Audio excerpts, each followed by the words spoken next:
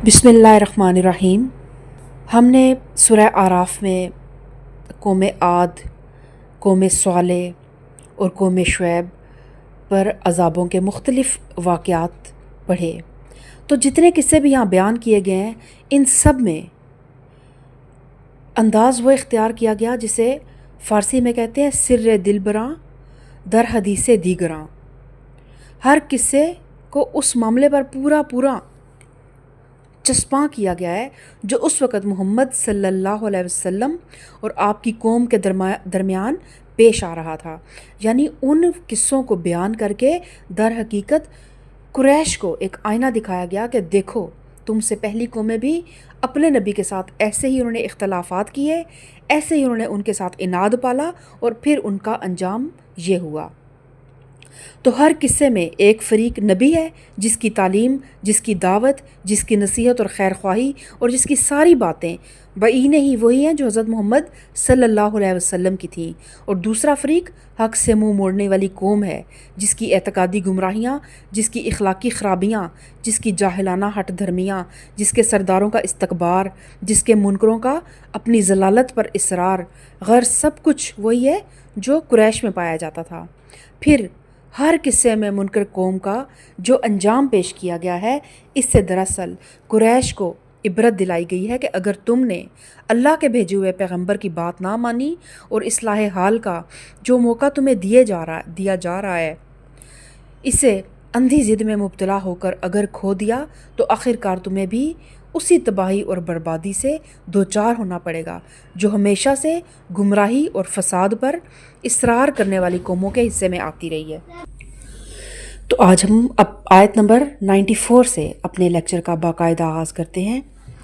Rabbi श्रह ली सदरी व यस्सिर ली अमरी वहलुल उक़दतम मिन लिसानी यफ़क़हू क़ौली रब्बि ज़िदनी इल्मा। औज़ु बिल्लाहि मिनश शैतानिर रजीम। बिस्मिल्लाहिर रहमानिर रहीम। वमा अर्सलना फ़ी क़रियतिन मिन नबिय्यिन इल्ला अख़ज़ना अहलहा बिलबअसाइ वज़र्राइ लअल्लहुम यज़र्रऊन। कभी ऐसा नहीं हुआ कि हमने किसी बस्ती में नबी भेजा हो और उस बस्ती के लोगों को पहले तंगी और सख्ती में मुब्तला ना किया हो, इस ख्याल से कि शायद वो आजिज़ी पर उतर आएं। फिर हमने उनकी बदहाली को खुशहाली से बदल दिया, यहाँ तक कि वो खूब फले फूले और कहने लगे हमारे इस्लाफ पर भी अच्छे और बुरे दिन आते ही रहे हैं। आखिरकार हमने अचानक उन्हें पकड़ लिया और उन्हें खबर तक ना हुई। तो एक एक नबी और एक एक कौम का मामला अलग अलग बयान करने के बाद अब अल्लाह ताला अपना वो कानून बयान फरमा रहा है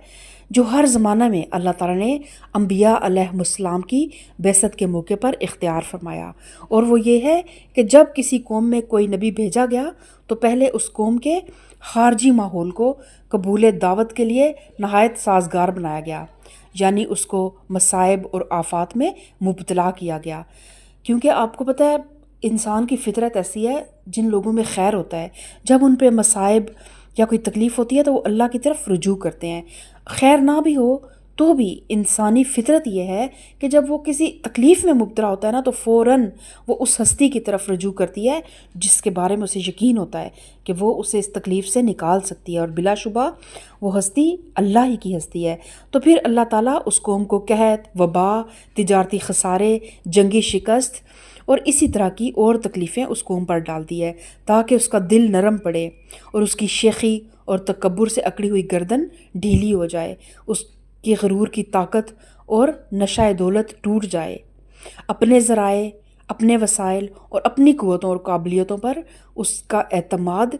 टूट जाए और उसे महसूस हो कि ऊपर कोई और भी ताकत है जिसके हाथ में उसकी किस्मत की बागें हैं। और इसी तरह उसके कान नसीहत पकड़ने के लिए खुल जाएं और वो अपने अल्लाह के आगे आजी के साथ गर्दन झुका दे। फिर जब इस साजगार माहौल में भी اس کا دل قبول حق کی طرف مائل نہیں ہوتا تو اسے خوشحالی کے فتنے میں مبتلا کر دیا جاتا ہے۔ اب دیکھیں اللہ تعالیٰ کے جو قوانین ہیں وہ انسان کی سوچ سے ٹوٹلی اپوزٹ ہیں۔ انسان کو لگتا ہے کہ جب مجھ پہ تنگی آتی ہے تو وہ آزمائش ہوتی ہے، لیکن جب میرے پہ خوشحالی آتی ہے تو وہ اللہ کی عنایت ہوتی ہے۔ لیکن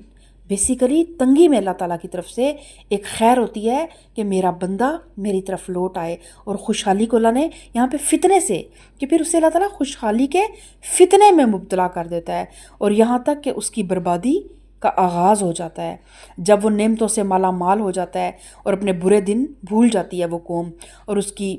کے جو کج فہم رہنما اس کے ذہن میں یہ احمقانہ تصور بٹھاتے ہیں کہ حالات کا اتار چڑھاؤ اور قسمت کا بناؤ اور بگاڑ کسی حکیم کے انتظام میں نہیں ہے، یہ کوئی اخلاقی بنیادوں پہ نہیں ہو رہا، بلکہ یہ تمام اسباب کسی بھی اچھے اور کسی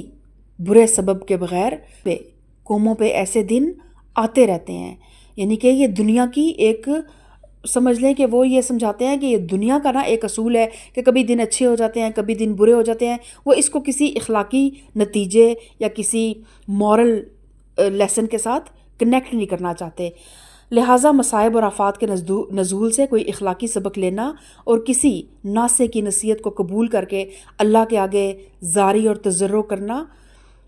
بجز ایک طرح کی نفسی کمزوری کے سوا انہیں کچھ نہیں لگتا، اور یہی وہ احمقانہ ذہنیت ہے جس کا نقشہ نبی اکرم صلی اللہ علیہ وسلم نے حدیث میں اس طرح سے کھینچا ہے کہ مصیبت مومن کی تو اصلاح کرتی چلی جاتی ہے، یہاں تک کہ جب وہ اس بھٹی سے نکلتا ہے تو ساری کھوٹ سے صاف ہو کر نکلتا ہے، لیکن منافق کی حالت بالکل گدھے کی سی ہوتی ہے جو کچھ نہیں سمجھتا کہ اس کے مالک نے اسے باندھا کیوں تھا اور اسے چھوڑا کیوں۔ بس جب کسی قوم کا یہ حال ہوتا ہے کہ نہ مصائب اس کے دل کو اللہ کے آگے جھکنے پر مجبور کرتے ہیں، اور نہ وہ نعمتوں میں شکر گزاری کا رویہ اختیار کرتی ہے، اور نہ کسی حال میں جب وہ اصلاح قبول نہیں کرتی، تو پھر اس کی بربادی اس کے سر پر منڈلانے لگ پڑتی ہے۔ تو یہی بات یہاں جان لینی چاہیے کہ ان آیات میں اللہ تعالیٰ نے اپنے جس ضابطے کا ذکر کیا ہے، ٹھیک یہی ضابطہ نبی اکرم صلی اللہ علیہ وسلم کی بعثت کے موقع پر بھی برتا گیا، اور شامت زدہ قوموں کے جس طرز عمل کی طرف اشارہ کیا گیا، ٹھیک وہی طرز عمل اعراف کے نزول کے زمانہ میں قریش والوں سے ظاہر ہو رہا تھا۔ حدیث میں عبداللہ بن مسعود اور عبداللہ بن عباس دونوں کی متفقہ روایت ہے کہ نبی اکرم صلی اللہ علیہ وسلم کی بعثت کے بعد جب قریش کے لوگوں نے آپ کی دعوت کے خلاف سخت رویہ اختیار کرنا شروع کر دیا تو آپ صلی اللہ علیہ وسلم نے دعا کی کہ خدایا، یوسف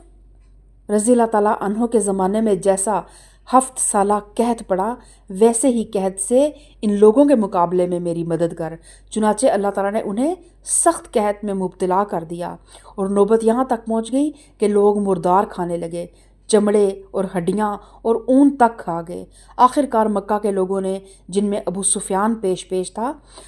نبی اکرم صلی اللہ علیہ وسلم سے درخواست کی کہ ہمارے لیے اللہ سے دعا کیجیے، مگر جب آپ کی دعا سے اللہ نے وہ برا وقت ٹال دیا اور جب اچھے دن آئے تو ان لوگوں کی گردنیں پہلے سے زیادہ اکڑ گئیں، اور جن کے دل تھوڑے سے پسیج گئے تھے ان کو بھی قوم کے شریر لوگوں نے یہ کہہ کر ایمان لانے سے روکنا شروع کر دیا کہ یہ تو زمانے کا اتار چڑھاؤ ہے، پہلے بھی قحط آتے رہے ہیں، کوئی نئی بات تو نہیں ہے کہ اس مرتبہ اگر تھوڑا لمبا قحط پڑ گیا، لہٰذا ان چیزوں سے دھوکہ کھا کر محمد صلی اللہ علیہ وسلم کے پھندے میں نہ پھنس جانا۔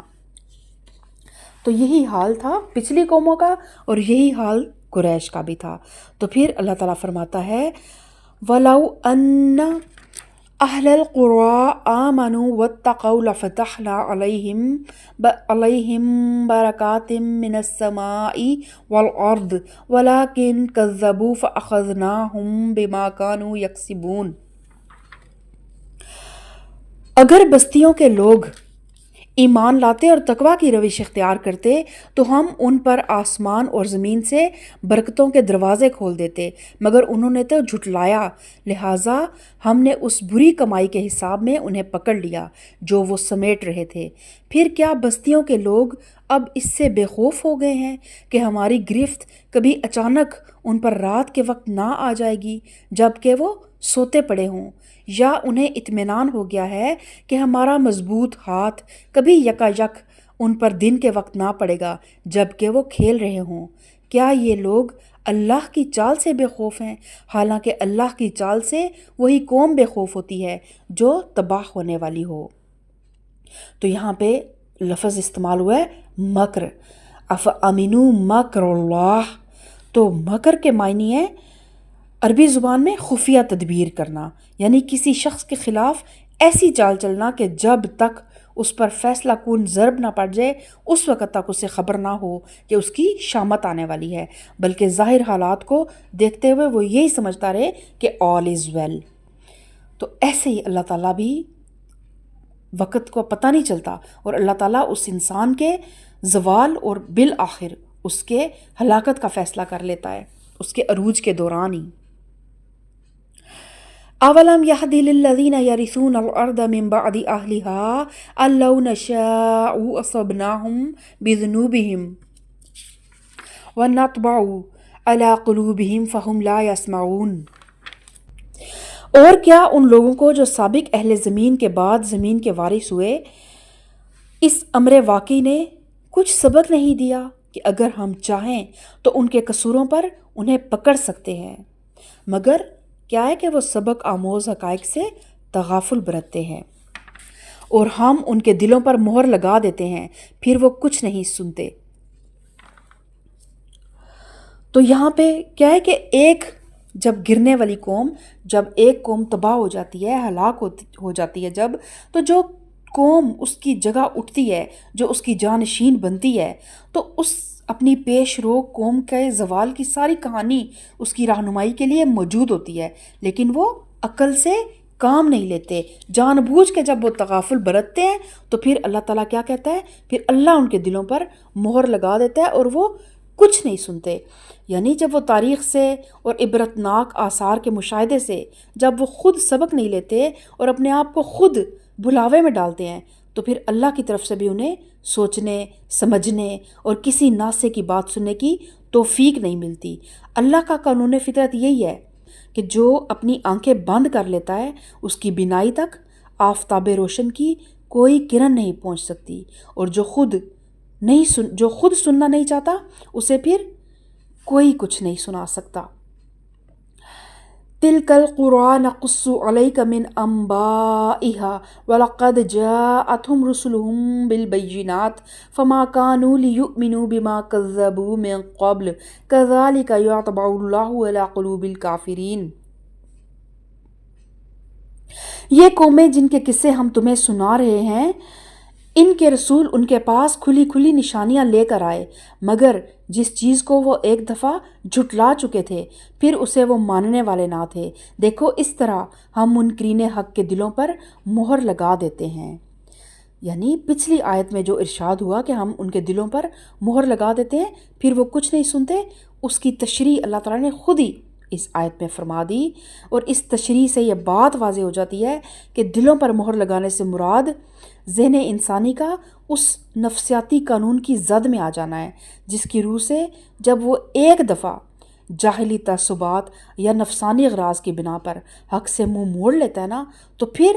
اپنی انا، اپنی ضد اور اپنی ہٹ دھرمی کے دلدل میں دھستا چلا جاتا ہے۔ پھر وہ کسی دلیل، کسی مشاہدے اور کسی تجربے سے اس کے دل کے دروازے قبول حق کے لیے نہیں کھلتے، کیونکہ پھر اس کو ہوتا ہے کہ میں اپنی بات کو جھٹلا دوں، میں نے ہی تو کل انکار کیا تھا تو میں آج اقرار کر لوں، تو اس کا نفس پھر اس کو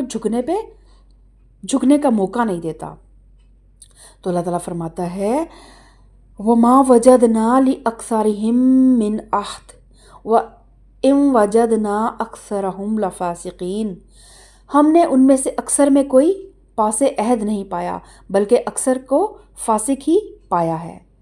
تو کوئی پاس عہد نہیں پایا یعنی کسی قسم کے عہد کا کوئی پاس نہیں ہے، نہ اس فطری عہد کا پاس جس میں انسان حالت ارواح میں اللہ سے عہد الست باندھ کے اس دنیا میں آیا تھا کہ میں تیرا بندہ بن کے رہوں گا. یعنی پیدائشی طور پر ہر انسان اللہ کا بندہ اور پروردہ ہونے کی حیثیت سے اس کے ساتھ ایک عہد میں بندھا ہوا ہے. پھر نہ وہ اس اجتماعی عہد کا پاس رکھتا ہے جس میں ہر فرد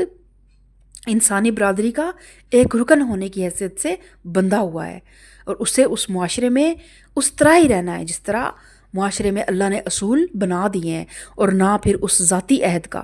پاس رکھتا ہے جو آدمی اپنی مصیبت اور پریشانی کے لمحوں میں یا کسی جذبہ خیر کے موقع پر اللہ سے بطور خود باندھتا ہے. تو وہ ان تینوں عہدوں کو توڑنے والے ہوتے ہیں، اور اسی لیے پھر ان کو فاسق کہا گیا ہے. اور پھر یہاں سے حضرت موسیٰ علیہ السلام کے واقعات کا ذکر ہو رہا ہے. تو جو قصے بھی اوپر بیان ہوئے ان سے مقصود یہ ذہن نشین کرانا تھا کہ جو قوم اللہ کے پیغام پانے کے بعد اسے رد کر دیتی ہے پھر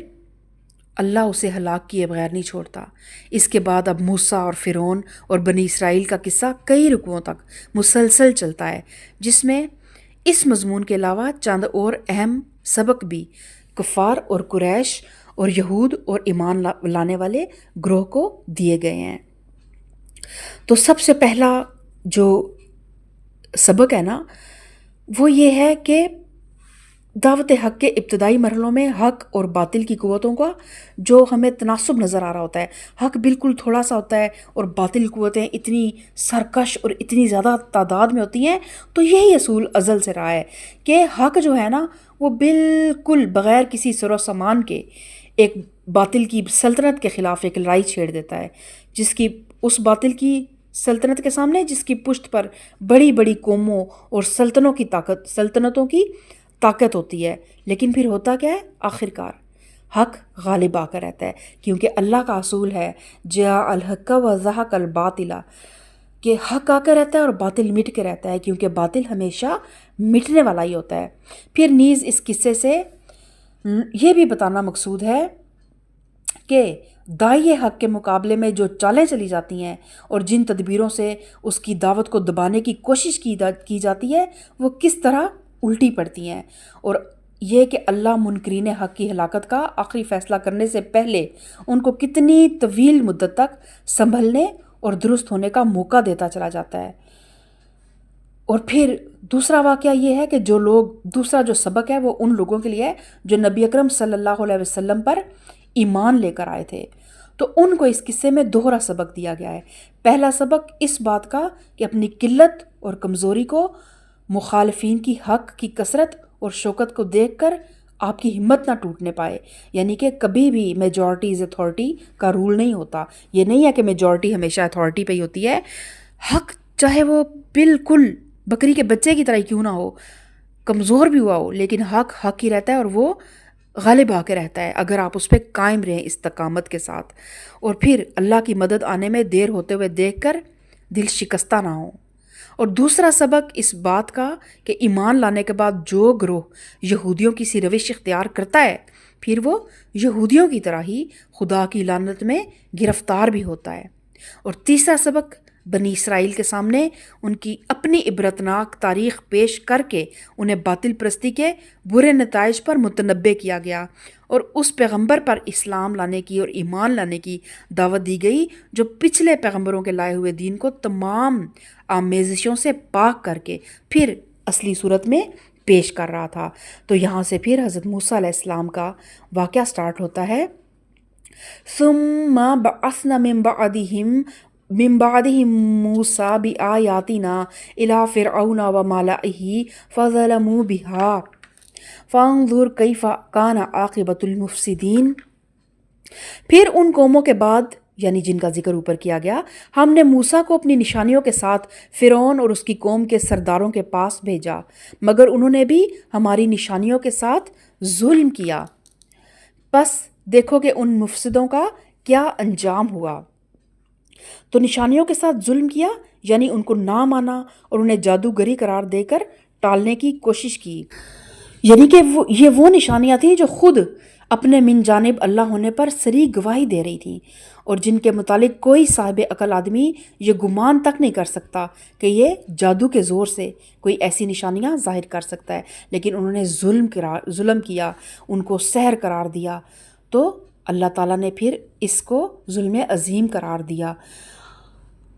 موسیٰ نے کہا، اے فرعون، میں کائنات کے مالک کی طرف سے بھیجا ہوا آیا ہوں، میرا منصب یہی ہے کہ اللہ کا نام لے کر کوئی بات حق کے سوا نہ کہوں۔ میں تم لوگوں کے پاس تمہارے رب کی طرف سے صریح دلیل ماموریت لے کر آیا ہوں، لہٰذا تو بنی اسرائیل کو میرے ساتھ بھیج دے۔ تو یہاں فرعون کے معنی ہے سورج دیوتا کی اولاد۔ تو یہ بیسیکلی فرعون جو تھا وہ مصر کے جو بھی بادشاہ ہوتے تھے ان کا لقب جو تھا وہ فرعون ہوا کرتا تھا۔ یہاں یہ بات جان لینی چاہیے کہ قرآن مجید میں حضرت موسیٰ کے قصے کے سلسلے میں 2 فرعونوں کا ذکر آتا ہے، ایک وہ جس کے زمانے میں آپ پیدا ہوئے اور جس کے گھر میں آپ نے پرورش پائی، اور دوسرا وہ جس کے پاس آپ اسلام کی دعوت اور بنی اسرائیل کی رہائی کا مطالبہ لے کر پہنچے، جو بالآخر غرق ہو گیا، جو اپنے باپ کی زندگی میں ہی نا شریک حکومت ہو چکا تھا اور اس کے مرنے کے بعد اس کی سلطنت کا مالک ہوا۔ تو یہ تھا کہ حضرت موسیٰ علیہ السلام 2 چیزوں کی دعوت لے کے فرعون کے پاس بھیجے گئے تھے، ایک یہ کہ وہ اللہ کی بندگی اور اسلام کو قبول کرے، اور دوسرے یہ کہ بنی اسرائیل کی قوم جو کہ پہلے سے مسلمان تھی اور فرعون کے پنجائے ظلم میں تھی، گرفتار تھی، تو اس کو رہا کر دے۔ تو قرآن میں ان دونوں دعوتوں کا کہیں یکجا ذکر کیا گیا ہے اور کہیں موقع اور محل کے لحاظ سے صرف ایک ہی بیان پر اکتفا کیا گیا ہے۔ اور حضرت موسیٰ علیہ السلام کے مزید واقعات کا مطالعہ ہم اگلی آیات میں کریں گے،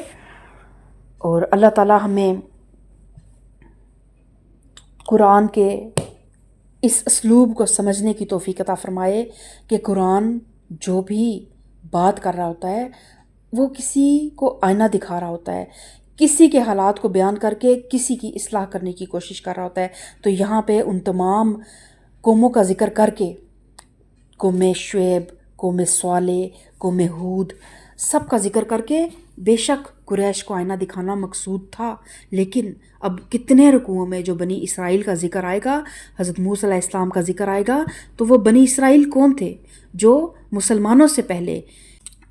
منصب امامت جن کے پاس تھا، تو آج منصب امامت مسلمانوں کے پاس ہے۔ تو آج ہمارے لیے یہ بنی اسرائیل کے تمام واقعات ایک آئینہ ہے کہ کیا ہم بھی وہ غلطیاں تو نہیں کر رہے جو بنی اسرائیل نے کی، تو پھر کس طرح وہ آگے ہم آیات میں پڑھیں گے کہ اللہ کے ظلم کا شکار ہوئے اور لعنت زدہ قرار دیے گئے، اور ہر جگہ سے، ہر طرف سے اللہ کی پھٹکار ان پہ پڑی۔ تو اللہ تعالیٰ ہمیں اپنے انعام یافتہ بندوں میں شامل فرمائے، نہ کہ ان لوگوں میں جن پہ اللہ تعالیٰ کا غضب نازل ہوا اور جو راستہ بھٹک گئے۔ اللہ تعالیٰ ہمیں صراط مستقیم پہ چلنے کی توفیق عطا فرمائے، آمین ثم آمین۔ سبحان ربک رب العزت عما یصفون وسلام علی المرسلین والحمد للہ رب العالمین۔